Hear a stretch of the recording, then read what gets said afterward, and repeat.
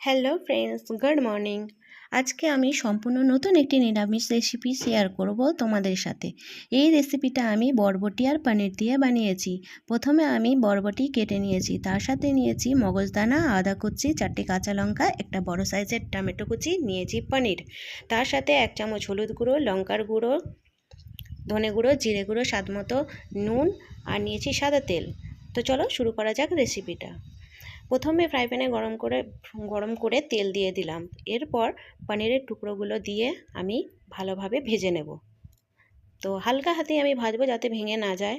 তো দেখো আমার এখানে পনিরগুলো ভাজা হয়ে গেছে। ভাজা হয়ে গিয়ে আমি প্লেটের মধ্যে তুলে নিচ্ছি। এরপর এই তেলের মধ্যেই আমি দিয়ে দিচ্ছি কেটে রাখা বরবটিগুলো। আর বরবটিগুলোর সাথে দিয়ে দিচ্ছি 4টি কাঁচা লঙ্কা, টমেটো কুচি আর আদা কুচি। এরপর এইগুলোকে ভালোভাবে ভেজে নেব। একটু সামান্য ভালোভাবে ভাজা হয়ে গেলে